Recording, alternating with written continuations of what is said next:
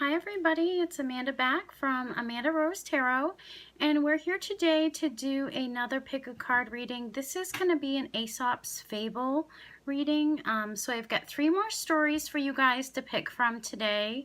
If you don't know who Aesop's was, then go back to episode 1 and if you get time, read what I wrote on the playlist as well. It gives a lot of information about who he was, but he's a storyteller, and there's lots and lots of stories. I have a link down below to a book that you can purchase with all of his stories in it. Maybe all of his stories. It's hard to find all of them. But we've got 3 today. This is going to be episode 13. So let me show you the cards and then we can get started.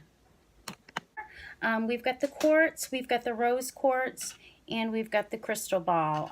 So think about it for a second, whatever story you know you're feeling, or if you want to stick around and listen to all 3, definitely do that, because they all have a moral. They all have, you know, something that we are going to learn from it. So I'll just be quiet for a second here.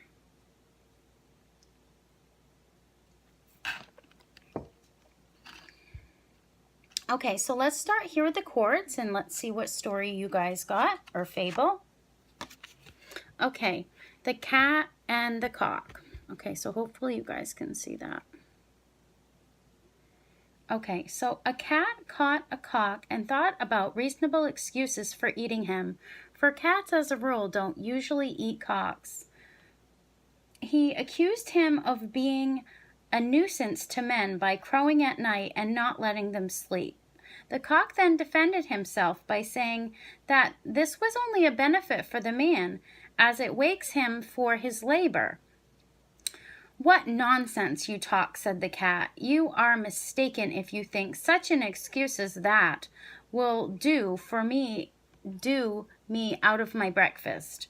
And then she killed and ate him. So the moral of this story is the want of an excuse never kept a villain from crime. So it's basically the cat was trying to make an excuse for his bad behavior. You know, when people treat you badly, you know, you can give them all the excuses in the world and they really don't care. They're just going to do what they're going to do. So don't try and believe them. There's really seldom a good excuse for a crime, okay? And the criminals usually, they want some kind of excuse as to, you know, why they did such a thing. And the cat here was trying to, you know, say, well, you know, that's not true. You're a nuisance and that's why I'm killing you. So the cat really wanted to believe that to justify his action. And he wasn't taking accountability. He didn't want to be blamed, you know. He wanted to blame the cock for, you know, its part and why he was going to kill it. So just know that, you know, you can't explain away bad behavior.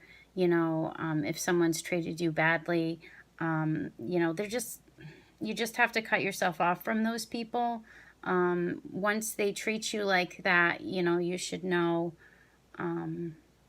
better than to be around them. If you get away with your life, unfortunately, this cock did not get away with his life. But yeah, just try to keep yourself away from people that want to try to blame you when there's really no excuse, you know, for what they've done to you. So that's what I get here with this story. Maybe you guys got a different interpretation of that story, but that's what I feel that it's about. So kind of like that. Okay, so let's move on to the second. This is the rose quartz. Okay. This says the dolphin and the toonies. But it's really a tuna fish, but I guess they called them toonies back then. So a tuna fish was being chased by a dolphin and splashing through the water at great rate, but the dolphin gradually gained on him and was just about to seize him when a force of his flight carried the toonie onto a rock. and the dolphin, in the heat of the chase, followed him up onto the sandbank. There they both lay, gasping for dear life. When the toonie hollered to the enemy, who was doomed just like him, he said, "I don't mind having to die now, for I see that he who is the cause of my death is about to share the same fate." So, this toonie fish, he was happy that he got his revenge. He got his sweet revenge in the end. So he felt satisfied now that he could die. But, revenge is nice, but forgiveness is better, okay? So maybe, he felt angry at, the dolphin for putting him in that, predicament. But, what's better is to really turn the other cheek. And in Matthew 5:39, it talks about that, turning the other cheek, and don't resist evil, but try to, find a peaceful mind and turn your cheek at every opportunity. If someone slaps one cheek, then, turn the other cheek, and, don't resist the evil. But, yeah, definitely revenge is sweet, but forgiveness is sweeter. So that's what we have to remember if we're in a situation like that, where someone has done us wrong, and we want, an eye for an eye. Sometimes you just have to remember that you just have to turn the other cheek, maybe walk away from that person, and forgive them, but know that you don't want to be around them at the same time. So that's what I get from this story. Just let me know if that's what you get from this short story, but that's how I feel. Okay, so let's move on to the crystal ball, and see what short story you guys got. Okay, The Wolf and the Crane. A wolf had been gorging on an animal he had killed when suddenly a small bone in the meat stuck in his throat, and he couldn't swallow it. He soon felt a terrible pain in his throat and ran up and down, groaning and seeking for someone to relieve his pain. He tried to induce everyone he met to remove it. "I would give anything," he said, "if you would take it out." At last, a crane agreed to help. He told the wolf to lay down on his side and open his jaw as wide as he could. Then the crane put his long neck down the wolf's throat and loosened the bone till at last it got out. Then the crane said, "Will you kindly give me a reward like you promised?" The wolf grinned and showed his teeth and said, "Be content. You had your head in a wolf's mouth and got it out again safely. That's reward enough for you." So the moral of this story is gratitude and greed don't go together. Gratitude and greed can't exist in the same area. And, be content with loving relationships more than the lust and the desire for, more wealth and more comfort. He could have died, he should have been grateful to this crane, yet he was saying, well, you should be thankful that I'm not eating you, So,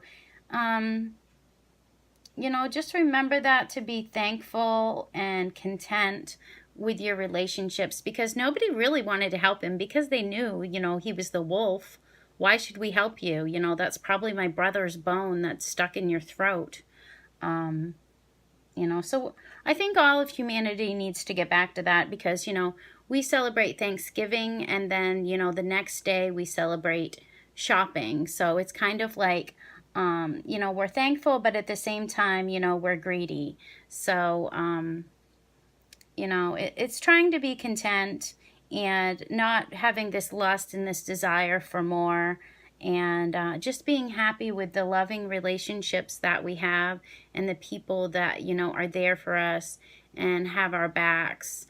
Because you don't know, you could be the one choking on a bone in a restaurant or something, and you know, if you have your family around you or people that love you, then they're definitely going to try to help you. But if you're like this wolf and you have no friends, you have all enemies, no one's going to want to help you.